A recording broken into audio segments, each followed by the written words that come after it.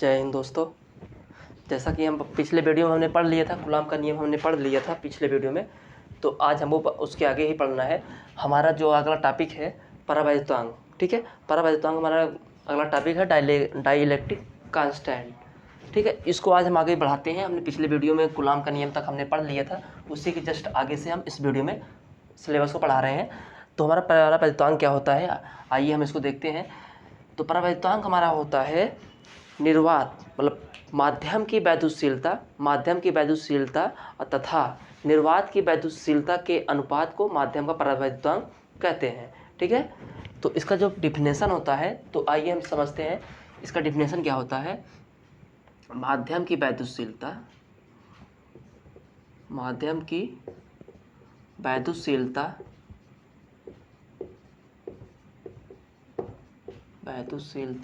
तथा निर्वात की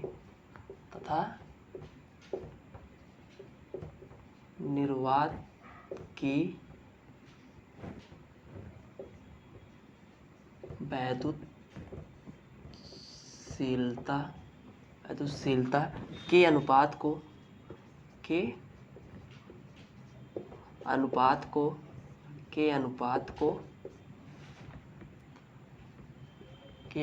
को माध्यम की परावैद्युतांक कहते हैं, ठीक है। तो हमारे पास जो यहाँ पे है इसे क्या कहते हैं, माध्यम का परावैद्युतांक कहते हैं, ठीक। माध्यम की परावैद्युतांक कहते हैं, ठीक है। यहाँ पे क्या होगा, माध्यम का परावैद्युतांक होगा। इसे के से निरूपित करते हैं। इसे किससे निरूपित करते हैं, इसे के से निरूपित करते हैं, के से निरूपित करते हैं, ठीक है। जो हमारा परावैद्युतांक होता है इसे हम के से निरूपित करते हैं, ठीक है। और के का मान हमेशा एक या एक से बड़ा होता है और अलग अलग माध्यम पे इसका मान हमेशा अलग अलग होता है। परावैद्युतांक का जो मान होता है हमेशा अलग अलग माध्यम पे अलग अलग परावैद्युतांक का मान होता है। लेकिन एक बात यहाँ पर सुनिए, समझिए। यहाँ एक शब्द आया है वैद्युतशीलता। वैद्युतशीलता क्या मतलब होता है, तो वैद्युतशीलता का मतलब होता है, तो जैसे मान लीजिए जब किसी पदार्थ पर जब वैद्युत क्षेत्र उत्पन्न कराया जाता है तो वह पदार्थ जो होता है उस वैद्युत क्षेत्र का क्या करता है, विरोध करता है। तो इसे हम वैद्युतशीलता कहते हैं। जैसे मैं बात करूं, ये हमारा जो बोर्ड है, इस बोर्ड पर अगर मैं इस पर वैद्युत क्षेत्र उत्पन्न कराऊं तो ये हमारा जो बोर्ड है ना, तो ये बोर्ड हमारा क्या करेगा, उस वैद्युत क्षेत्र का विरोध करेगा, ठीक है। तो वही वैद्युतशीलता होती है।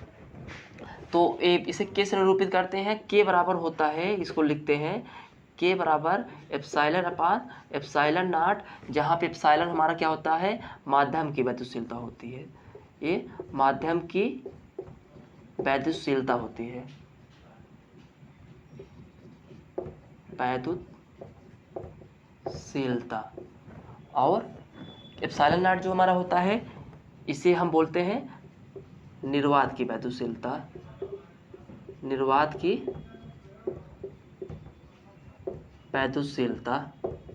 इसे निर्वात की वैद्युतशीलता कहते हैं, ठीक है।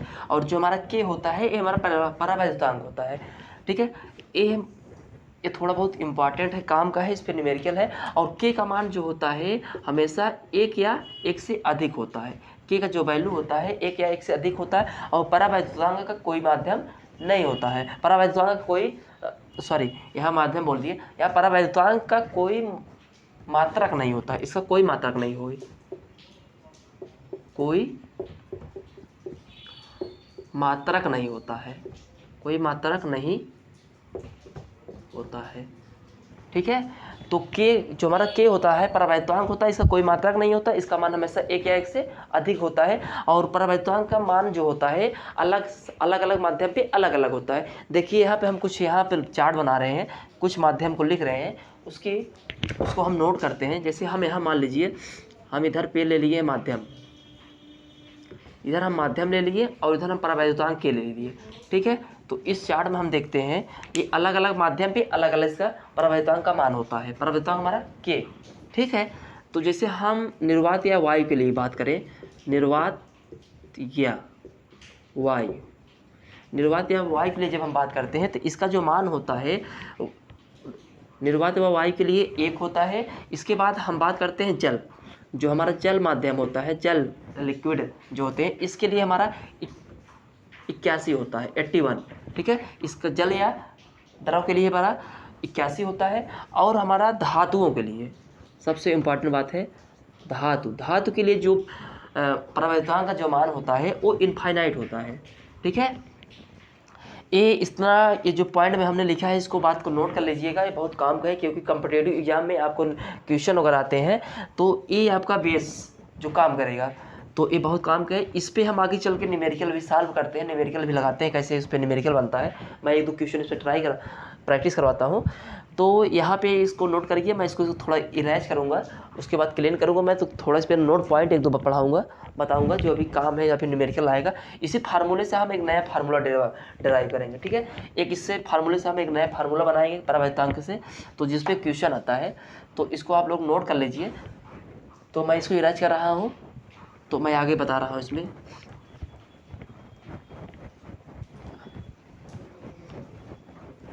जैसे अब हम इसी में नोड बात करते हैं, हम कुछ नोड की बात कर लें। नोड की बात करते हैं इसमें, जैसे मान लीजिए जब हमारे पास क्या रखा हो, इसी परावैद्युतांक में हम नोड पॉइंट पढ़ते हैं 1-2। अब नोड पॉइंट हम पढ़ लेते हैं पहले। नोड पॉइंट हमारा क्या है, जब यहाँ नोड पॉइंट देखिएगा, थोड़ा नोड पॉइंट पढ़िएगा। तो यहाँ पर हम जब देखते हैं नोड पॉइंट, इसको 1 मान लीजिएगा या 2 मान लीजिएगा। तो जैसे मान लीजिए कि जब आवेशों के बीच आवेश, मान लीजिए हमने 2 आवेश लिया है, एक बिंदु हमारा 1 हो गया और इसके बीच दूसरा बिंदु, ये दूसरा बिंदु होगा, इस पे आवेश Q1 है और इस पे आवेश Q2 है, ठीक है। और इनके बीच की जो दूरी है वो, इनके बीच दूरी R है, ठीक है। और इन आवेशों के बीच क्या रखा गया है, आवेश रखा गया है। जब इन आवेशों के बीच में क्या रखा गया है, आवेश रखा गया है, जब इन आवेशों के बीच में आवेश रखा गया है, तो अब इसके लिए हम बात करते हैं थोड़ा नोट पॉइंट। इसमें आगे क्या है देखिए, हम बात करते हैं जब आवेशों के बीच, जब आवेशों के बीच, जब आवेशों के बीच आवेश हो तो वैद्युत बल, तो वैद्युत बल, जब आवेशों के बीच आवेश हो तो वैद्युत बल क्या होगा, ठीक है। तो इसका वैद्युत बल क्या होगा, तो इसको हम सपोज करो हमारा जो वैद्युत बल है इसको F0 से निरूपित करते हैं, ठीक है। जब आवेशों के बीच आवेश है तो यहाँ पे 9 × 10⁹ हो जाएगा। और हमारा आवेश कौन, Q1 और दूसरा आवेश Q2, और इनके बीच की जो दूरी है R², ठीक है। इसको समीकरण 1 नोट कर लेंगे, ठीक। जब आवेशों के बीच आवेश है तो वैद्युत बल हमारा क्या होगा, 9 × 10⁹ Q1 Q2 अपान R²। अब पुनः हम क्या करते हैं, पुनः जब आवेशों के बीच, जब आवेशों के बीच, जब आवेशों के बीच, जब आवेशों के बीच क्या हो, कोई परावैद्युत माध्यम हो, परावैद्युत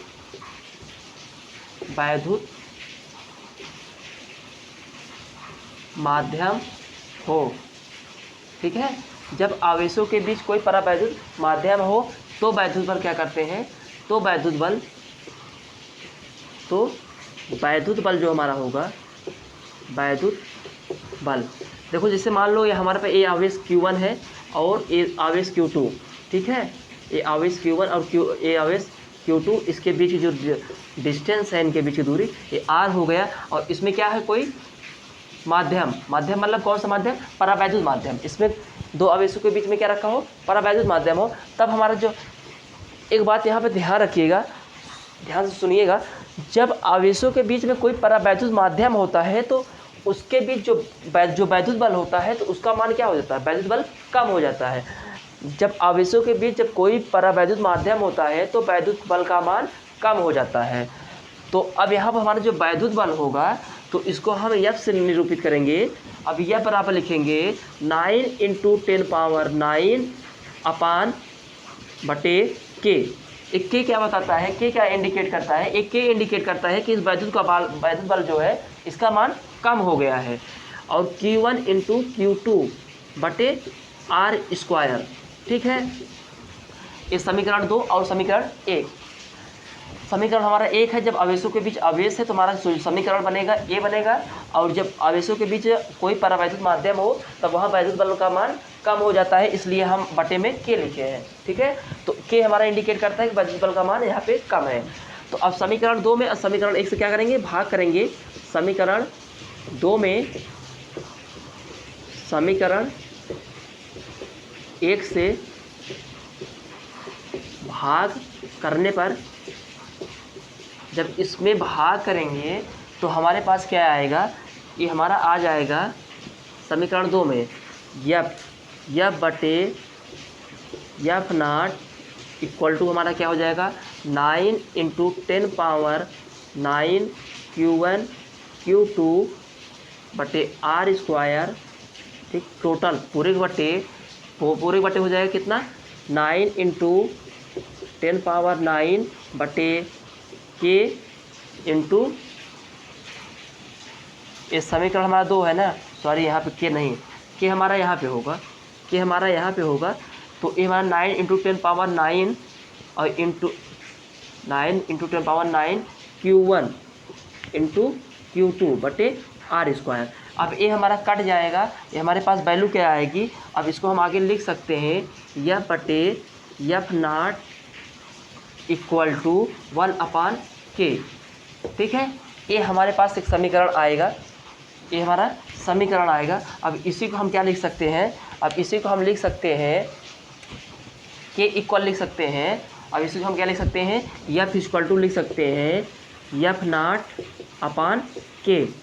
इस तरह से इसको हम बना सकते हैं F0 × k। अब इस पर न्यूमेरिकल है, अब जस्ट इस पर हम क्या करते हैं, क्वेश्चन देखते हैं, इस समीकरण को इस तरह से लिख लेते हैं, ये क्या है इम्पॉर्टेंट है।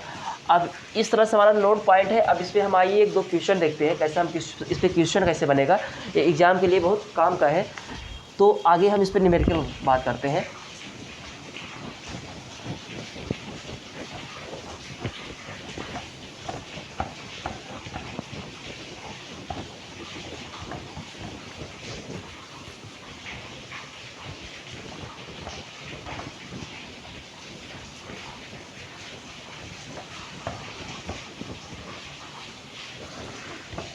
देखिए अब हम इस पर क्वेश्चन बात करते हैं, क्वेश्चन कैसे बनेगा।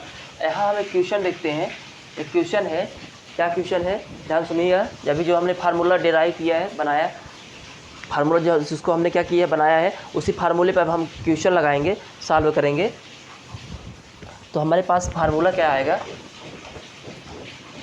उसी फार्मूले का हम इस पर क्वेश्चन देखते हैं।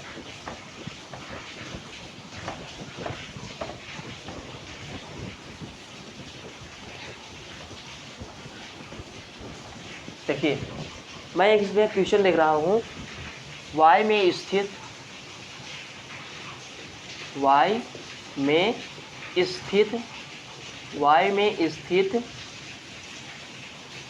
दो आवेशों के बीच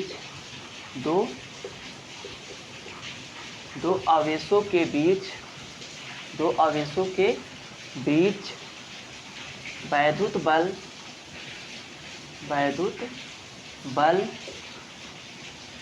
50 न्यूटन है, ठीक है। y में स्थित दो आवेशों के बीच वैद्युत बल 50 न्यूटन है। जब इन आवेशों के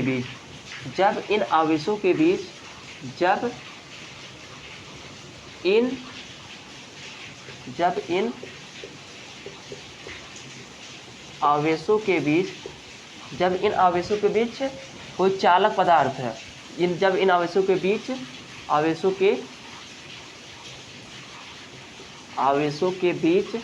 कोई चालक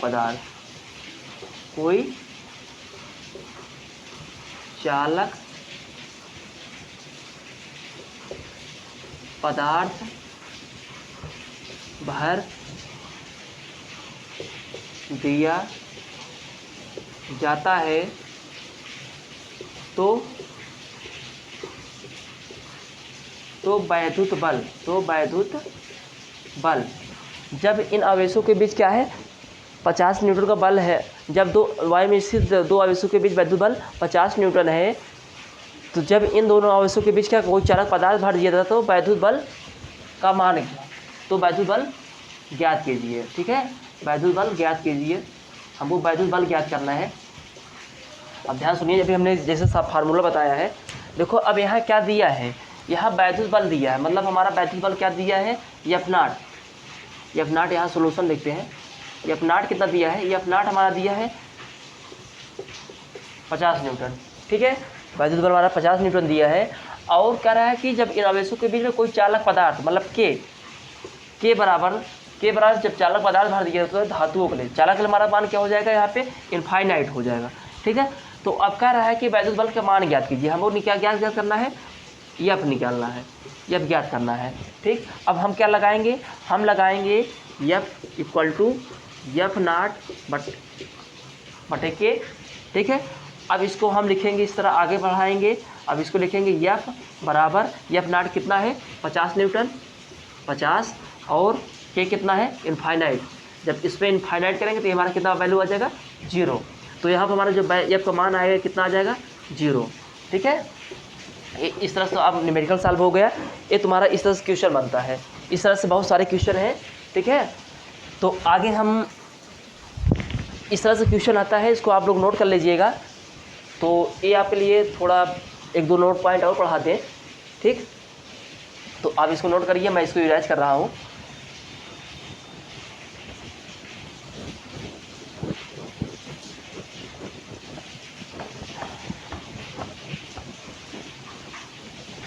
अब जैसा कि हमने नोट पॉइंट पढ़ रहा था, जहाँ से हमने अभी, अब इसी के आगे हम एक नोट पॉइंट और पढ़ेंगे।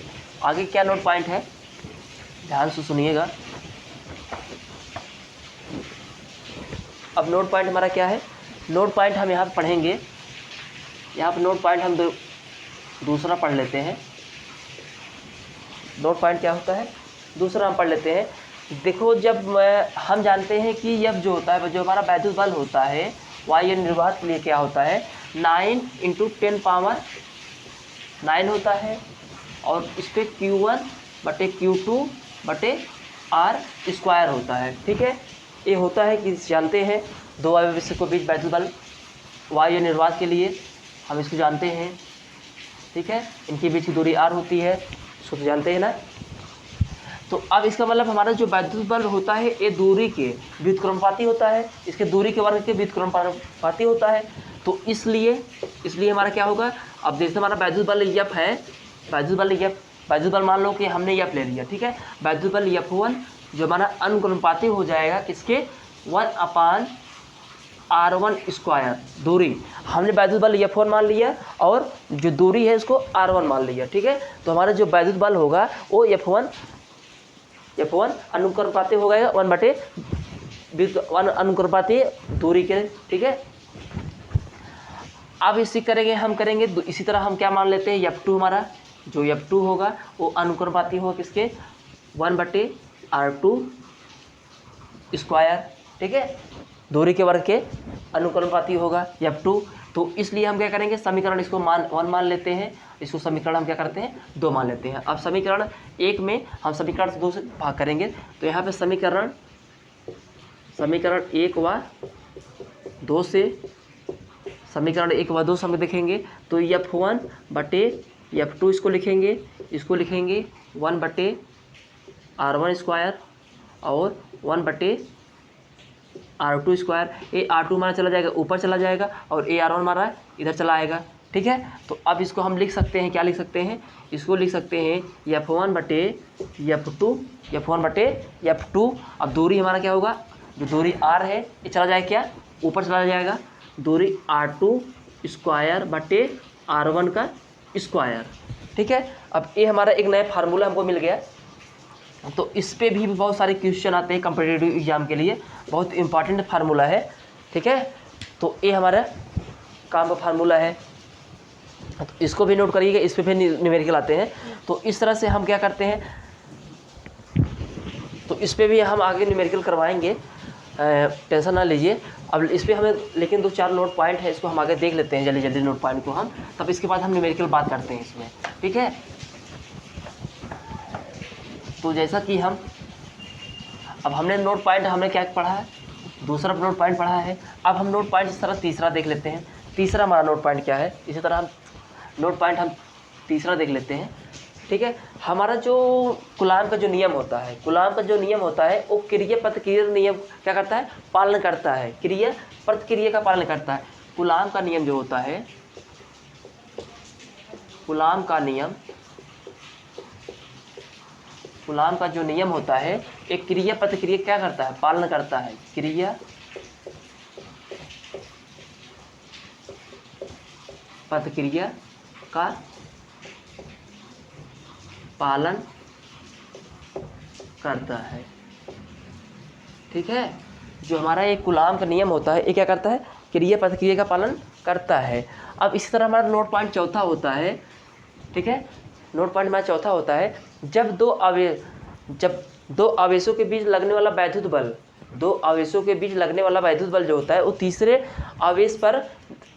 तीसरे आवेश की उपस्थिति पर निर्भर नहीं करता। जैसे मान लीजिए हमने क्या कर लिया है, 2 आवेश ले लिए, इस तरह से हमने 2 आवेश Q1 Q2 और मान लो कि हमारे सिर्फ तीसरा आवेश Q3 है, ठीक है। तो इन 2 आवेशों के बीच जो वैद्युत बल लगेगा, Q1 और Q2 के बीच जो वैद्युत बल लगेगा वो तीसरे आवेश की उपस्थिति पर निर्भर नहीं करेगा, तीसरे आवेश पर वो निर्भर नहीं करेगा, ठीक है। इसी तरह से हम क्या करते हैं, इस तरह से फिगर ले लेते हैं, इसको Q1 Q2, इसको हम Q3, इसको Q1 मान लो, इसको Q2 मान लो और इसको मान लो Q3। अब Q1 और Q2 के बीच जो लगने वाला जो वैद्युत बल होगा वो Q3 पे निर्भर नहीं करेगा। या इसी तरह हमारा ये मान लो कि जो Q2 और Q3 पे जो बल लगेगा वो Q1 पे निर्भर नहीं करेगा। मतलब कहने का मतलब हमारा जो चौथा नोट पॉइंट है, 2 आवेशों के बीच लगने वाला वैद्युत बल, 2 आवेशों के बीच लगने वाला वैद्युत बल तीसरे आवेश की उपस्थिति पर निर्भर नहीं करता है। ये हमारा होता है चौथा वाला पॉइंट, ठीक है। अब हमारा पांचवा क्या होता है, 2 आवेशों के बीच लगने, चौथा वाला हो गया है 2 आवेशों के। अब एक पांचवा वाला नोट पॉइंट पढ़ेंगे हम, पांचवा वाला नोट पॉइंट पढ़ेंगे, क्या पढ़ेंगे, पांचवा नोट पॉइंट हम पढ़ेंगे, जब 2 आवेश मान लो Q1 और Q2, ठीक है। हम 2 आवेश लेते हैं Q1 और Q2, 2 आवेश प्लस Q1 और प्लस Q2, ठीक है। 2 आवेश हमने लिया Q1 और Q2 को, जब इनको हम क्या करते हैं, स्पर्श कराते हैं या तार से जोड़ते हैं, ठीक है।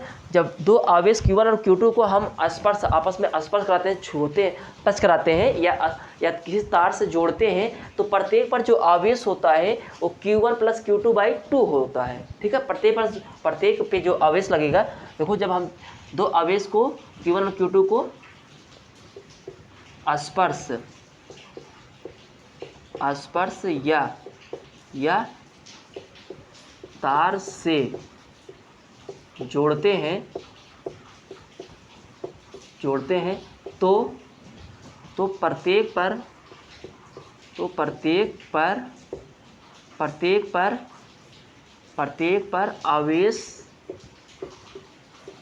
पर आवेश क्या, Q1 प्लस Q2/2 होगा, ठीक है। प्रत्येक आवेश पर आवेश क्या हो जाएगा, प्रत्येक पर आवेश Q1 प्लस Q2/2 हो जाएगा। जब 2 आवेशों को Q1 और Q2 क्या करते हैं, स्पर्श कराते हैं, तो आवेश क्या हो जाएगा, Q1 प्लस Q2/2 होगा, ठीक है। इसी तरह हम क्या करते हैं, अगला पॉइंट लेते हैं, जिस तरह से मान लो कि हमने आवेश प्लस Q1 ले लिया और माइनस Q2 लिया, ठीक है। हमने क्या किया, एक आवेश Q1 लिया और दूसरा आवेश माइनस Q2 लिया, ठीक। तो जब इनको हम स्पर्श कराएंगे तो इस पर आवेश क्या हो जाएगा, इस पर जब आवेश क्या होगा हमारा Q1 माइनस Q2/2। जब हम आवेश Q1 और Q2 लेते हैं, आवेश Q1 और माइनस Q2 लेते हैं, तो जब इनको हम स्पर्श कराते हैं या तार से जब जोड़ते हैं, तो प्रत्येक पर जो आवेश लगेगा Q1 माइनस Q2/2, प्रत्येक आवेश पर ए आवेश आ जाएगा, ठीक है। इस तरह से हमारा एक पॉइंट और है नोट पॉइंट, तो हम इसको आगे और देख लेते हैं, पॉइंट पढ़ लेते हैं। जैसे हम बात करते हैं, हमारे पास एक पॉइंट और है, जब हम किसी अनावश्यक किसी आवेश को, जब किसी आवेश Q को हम क्या करते हैं, हमारा अगला जो पॉइंट है 6वां नंबर, जो हमारा अगला पॉइंट है, जब हम किसी आवेश, कोई आवेश हमारा Q है, ठीक है, कोई आवेश, किसी आवेश Q को ऐसे लिखो, किसी आवेश, कोई आवेश Q को, किसी आवेश या कोई आवेश Q को जब हम क्या करते हैं, Q को अनावेशित पिंड से, अनावेशित पिंड से स्पर्श कराते हैं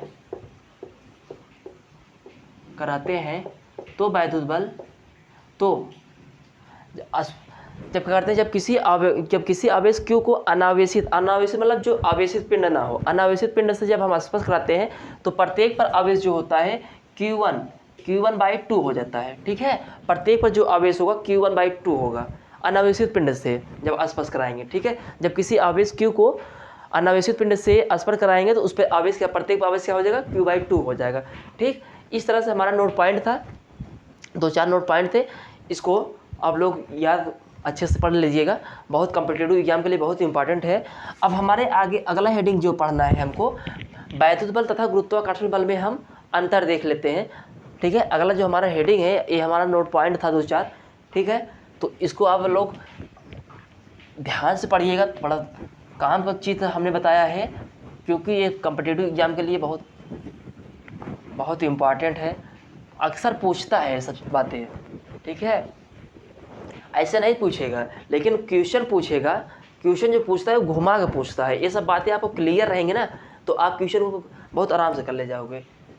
तो आगे अब हमारा जो अगला हेडिंग है, जो हमारा टॉपिक है अगला, हम इसे पढ़ेंगे, वैद्युत बल तथा गुरुत्वाकर्षण बल में संबंध। वैद्युत बल तथा गुरुत्वाकर्षण बल में संबंध। वैद्युत बल और गुरुत्वाकर्षण बल में क्या है, यहाँ पे हम संबंध देखेंगे, वैद्युत बल और गुरुत्वाकर्षण बल में हमारा क्या संबंध होता है। तो देखो यहाँ पे हम क्या कर रहे हैं, हमने दो बिंदु लिया, यहाँ पे, या 2 पिंड लिया हमने, इस पे मानते हैं आवेश Q1 है और इस पे आवेश क्या है, Q2 है, इस पे द्रव्यमान कितना है, M1 है, इस पे द्रव्यमान कितना है, M2 है, और इनके बीच की जो दूरी है वो क्या है, R है, ठीक है। तो हमने 2 पिंड लिया, इस पे जो आवेश Q1 और Q2, और दूसरे वाले पे Q2 है, और पहले वाले पे द्रव्यमान कितना है, M1, और दूसरे वाले पे द्रव्यमान कितना है, M2। तो अब हम इस पे देखते हैं वैद्युत बल, तो वैद्युत बल हम देखेंगे,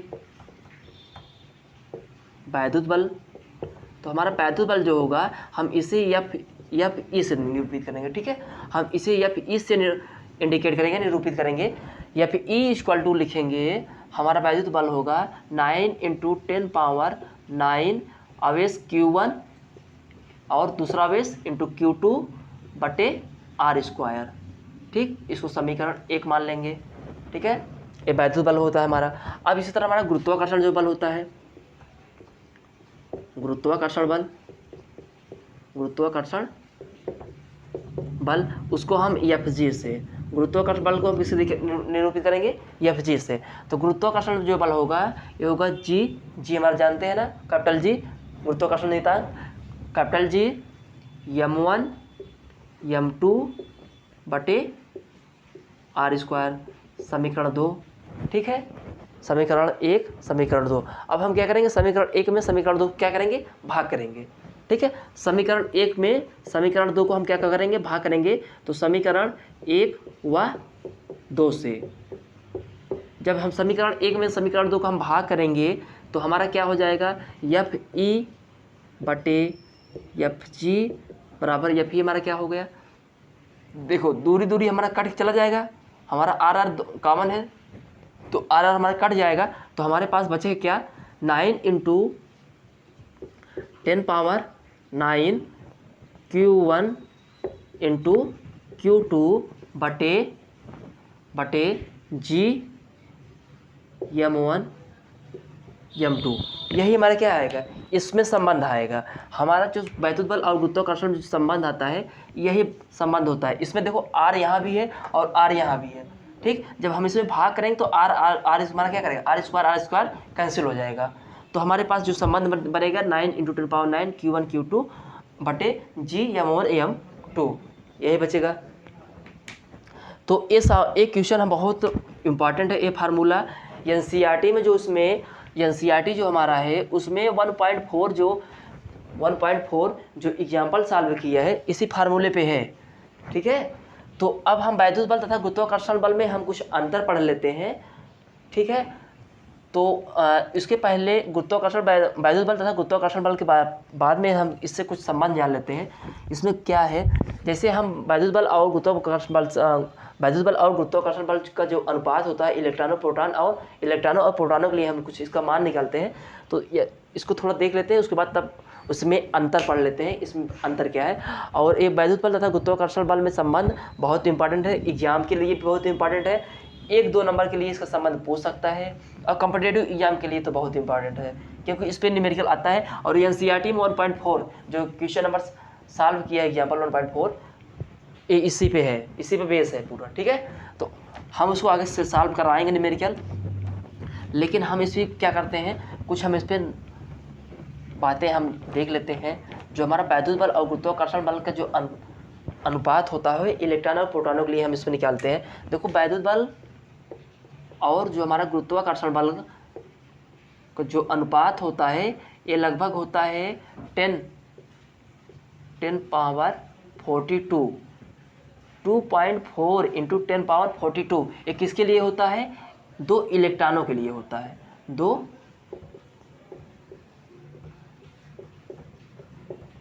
इलेक्ट्रॉनों के लिए होता है।